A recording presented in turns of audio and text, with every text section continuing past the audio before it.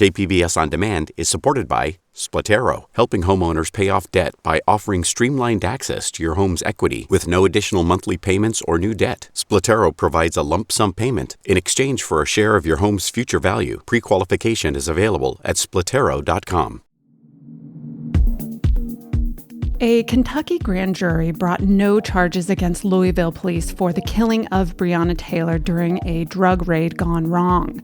Prosecutors said Wednesday that 2 officers who fired their weapons at the black woman were justified in using force to protect themselves after they were shot at. The only charges brought by the grand jury were 3 counts of wanton endangerment against fired officer Brett Hankinson for shooting into Taylor's neighbor's home during the raid back in March. Protesters across the county took to the streets after the announcement was made. Here in San Diego, protests were planned downtown. Organizers asking people to show up to continue demanding justice for Taylor and other black people killed by police in recent months. California is aiming to phase out gas-powered vehicles in an effort to cut carbon emissions and slow climate change. Governor Gavin Newsom signed an executive order on Wednesday that would ban sales of new cars with combustible engines by 2035. Of all the simultaneous crises that we face as a state, and I would argue as a nation, from a global perspective, none is more impactful, none is more forceful than the issue of the climate crisis. And that's exactly what we're advancing here today, is a strategy to address that crisis head on. That order, by the way, would still allow Californians to own and buy used gas-fueled cars after the phase-out. 278 more people tested positive for coronavirus in San Diego County. That pushes the region's tally past 45,400, and another 2 people died for a total of 767.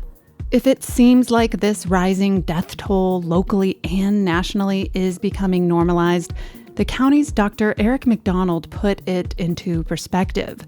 COVID-19 is now the 6th leading cause of death in San Diego County, and McDonald expects that trend to continue. That's really quite concerning. It's actually rapidly rising on accidents, and I would not be surprised if it comes into the top 4 by the end of the year. More people are doing drugs during the pandemic. That's according to a study released yesterday. It was co-authored by the U.S. Department of Health and Human Services and San Diego-based Millennium Health. They found that drug test positivity rates for cocaine, fentanyl, heroin, and methamphetamine have increased nationwide during the COVID-19 pandemic. From KPBS, I'm Kinsey Moreland, and I am still here sitting in for Annika Colbert for the next few days. It is Thursday, September 24th, and you are listening to San Diego News Matters. That is our daily news podcast powered by everyone in the KPBS newsroom. Don't go anywhere, seriously, stay with me for more of the local news you need.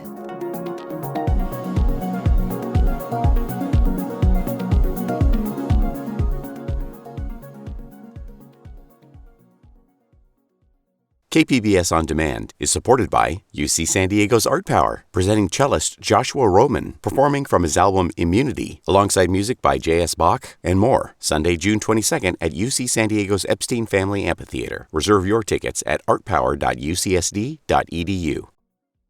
On Wednesday, the mayor's office announced that it's opening up an auction for utilities to bid for a multi-decade energy franchise agreement with the city of San Diego.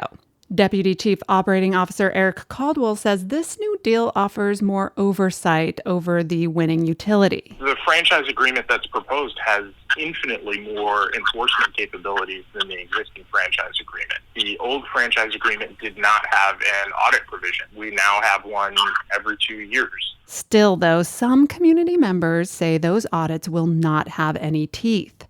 KPBS science and technology reporter Shalina Chatlani has more. On 2 separate occasions, city council members could not agree on how to set the terms of the franchise deal. But Mayor Kevin Faulconer said he would go ahead. In a press release, the city is asking a utility to minimally bid $80 million for this multi-billion-dollar contract. That's an increase from the previous number, but the agreement doesn't include some provisions council members and advocates asked for, like the option for the city to branch off from a poorly performing utility and form city-owned power instead, said Matthew Vasilakis of the Climate Action Campaign. The mayor is heading out of office, and he's crafted a sweetheart deal for his friends at SDG&E, a deal that puts SDG&E interests ahead of taxpayers. Though some city leaders say the process was fair and San Diego always has the right to sue a utility and take over its infrastructure. Still, climate activists and some community members will try to block any agreement with a bidding utility when it comes up for a vote at City Council. The Padres development team that put together Petco Park has been chosen to revitalize Tailgate Park. The construction would cover a 4-block area in San Diego's East Village. Simon Andrews is the vice president of the East Village Association. He says the new development is expected to bolster the economy there, but he is also concerned about the many homeless people who use resources in the surrounding area. I'm hoping that some of the initiatives that are happening now currently within the county and the city to house homeless will really address a lot of that. KPBS reporter Jacob Ayer has more on the story. The Padres' plan is to transform a parking lot into a destination with housing, public plazas, and both retail and office space. Eric Grupner is the Padres' president of business operations. He says the new space will also include green rooftops, additional parking, and capacity for Padres watch parties and live performances. As part of our overall vision for this site, we're actually going to add 600 parking spaces beyond the 1,000 that are here right now in a new state-of-the-art parking structure. The next step is to take the selection committee's recommendation to the city council. If approved, a final agreement with the Padres development team is expected to happen by mid-2021. Jacob Ayer, KPBS News. The top Navy SEAL is moving on. KPBS military reporter Steve Walsh says Rear Admiral Colin Green seems to have survived his run-in with President Trump last year. Last fall, many thought Green's career might be over when he tried to remove Edward Gallagher from the Navy SEALs. Gallagher was convicted of a single count during his war crimes trial. Navy Secretary Richard Spencer actually resigned after President Trump ordered him to stop the process. David Maxwell is a former Special Forces colonel. If Colin Green had resigned or been forced to resign, I think that would have sent the wrong message to the force. And, it might not have recovered from that. Instead, Green is moving on to become Chief of Staff for U.S. Special Operations Command.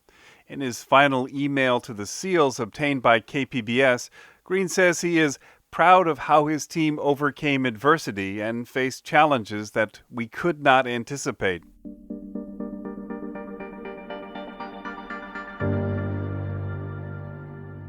The University of California and a San Diego doctor are going to court over a $10 million research donation. Our partner iNewsSource investigated the doctor's activities earlier this year. Now iNewsSource reporter Jill Castellano has the latest. Last week, the UC system sued Dr. Kevin Murphy, a former vice chair at UC San Diego, claiming he misspent the $10 million to enrich himself and his private businesses. The next day, Murphy sued the UC system, claiming administrators blocked him from doing research and retaliated against him when he filed complaints. Murphy was supposed to use the money to study an experimental brain treatment he developed. Almost $7 million has been spent and no research has been performed. For more on Dr. Murphy and the research money, go to inewsource.org. Lots of San Diego County farmers were initially left out of federal COVID-19 relief programs, but that is now changing.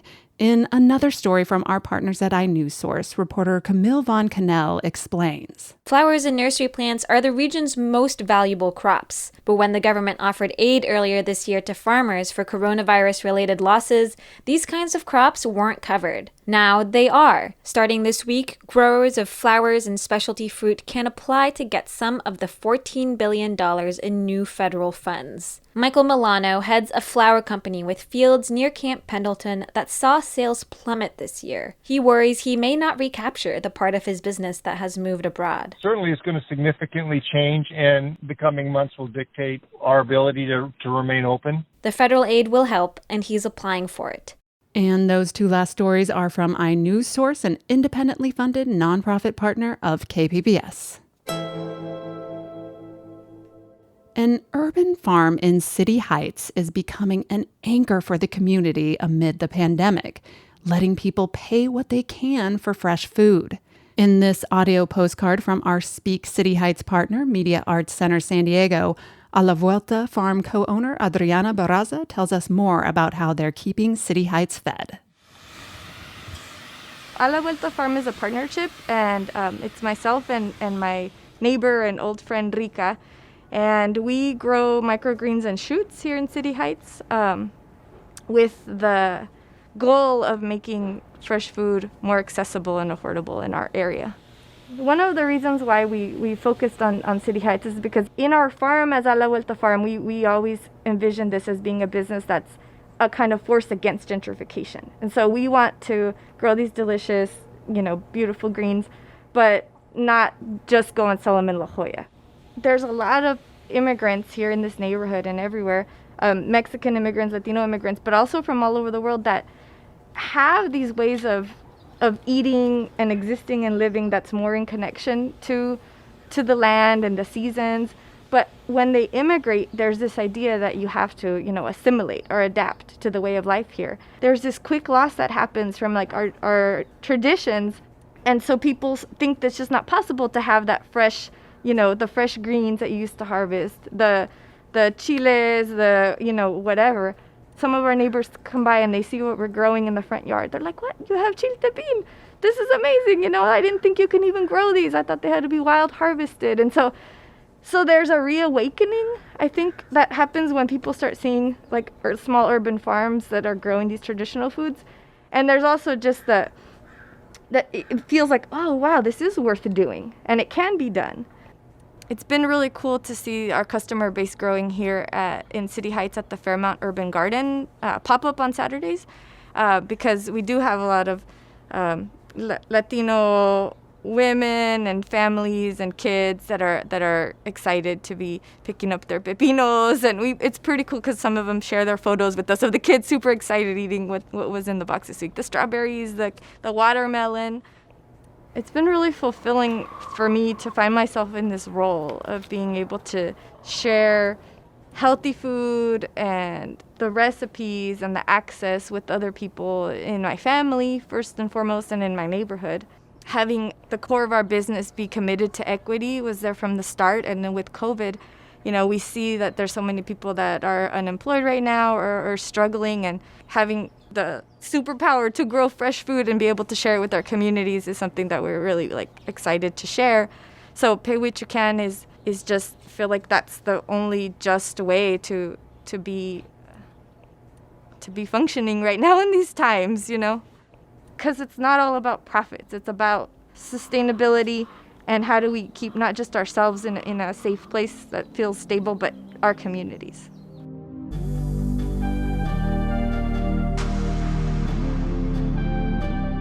And that audio postcard from La Vuelta Farm co-founder Adriana Barraza.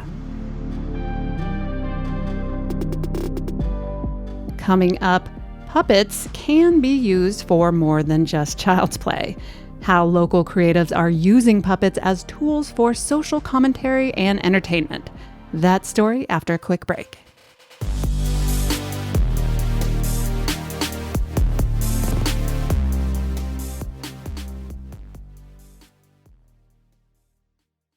KPBS On Demand is supported by Latino Legacy Foundation, presenting their Storyteller series, Reach for the Stars with Ellen Ochoa, the first Latina astronaut, former NASA director, and San Diego native, Sunday, June 29th. More at latinolegacyfoundation.org. The Society of Wonder suggests that every backyard contains a secret portal to an underground kingdom of inspiration and hope. The 6-part series of videos just premiered online as the latest entry in La Jolla Playhouse's Without Walls Festival. They are also calling it the Digital Wow Festival. KPBS arts reporter Beth Accomando speaks with Animal Cracker Conspiracy about the series, which uses puppets for social commentary and entertainment. During Nazi occupation, Czech puppeteers delivered anti-fascist themes through illegal underground performances called daisies. That history of radical puppetry is something Bridget Roundtree wants to tap into. You have the possibility to comment and say things that humans can't necessarily get away with saying. It's something that's kind of considered maybe for children or not seen as something that could potentially have a dangerous message or political message or social message. And so it's been able to kind of hide in plain sight and comment and do things for centuries. Roundtree, along with Ian Gunn, are Animal Cracker Conspiracy, a San Diego-based puppet company. Since they can't perform live because of COVID, their latest project, the Society of Wonder, just launched online as part of La Jolla Playhouse's Digital WOW, or Without Walls Festival.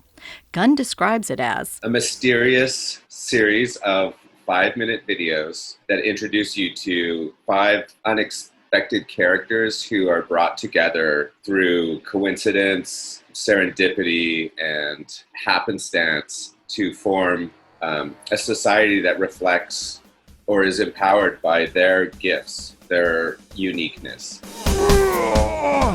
It's a production that's arisen out of quarantine and the inability to get exactly what you want when you want it.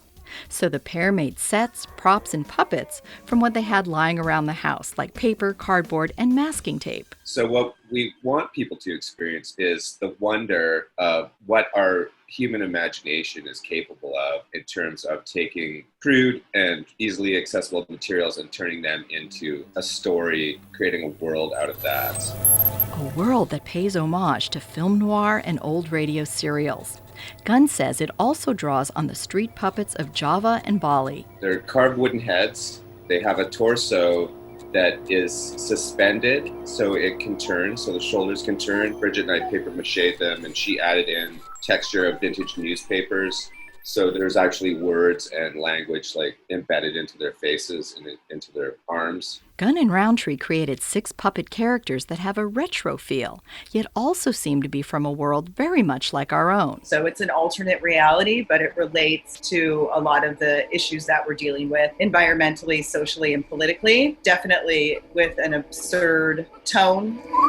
And that feels very timely right now. Helping to bring this alternate reality to life is Margaret Noble. I list myself as sound designer, but there's many elements to sound design. Sometimes it's composing sounds, sometimes it's recording sounds, sometimes it's collaging and cutting up sounds. But essentially it's putting together lots of little tiny pieces to make the world come alive, the visual world. The puppets don't speak, so Noble has to create sounds that evoke their inner emotions. Roundtree says Noble employs a lot of layered sounds. She paces it, sets the pace, sets the environment through sound, and then she also creating their voices, which she threads through. So she's always reinforcing the story in that way. She's fantastic. Creating a brave new world through puppets can be liberating, says Noble. If you're doing live action, realistic sound, you're very focused on being as accurate as possible. But here, there's no boundaries. Any puppet could make any sound. Any world could make any sound.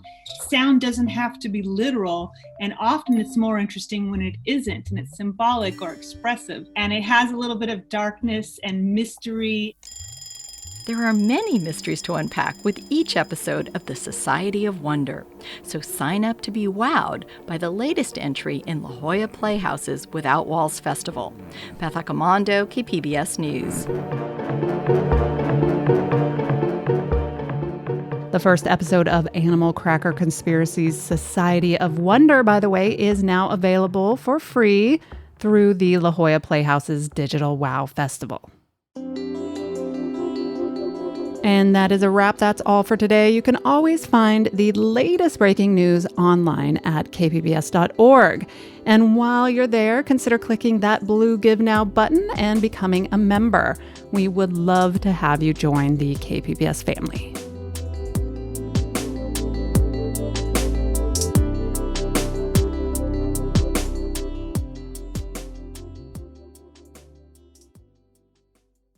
KPBS On Demand is supported by the San Diego County Toyota dealers, presenting a new 2025 Tundra designed to combine performance and comfort with up to 437 horsepower and 10-speed automatic transmission. See your Toyota dealer. The San Diego County Toyota dealers. We make it easy.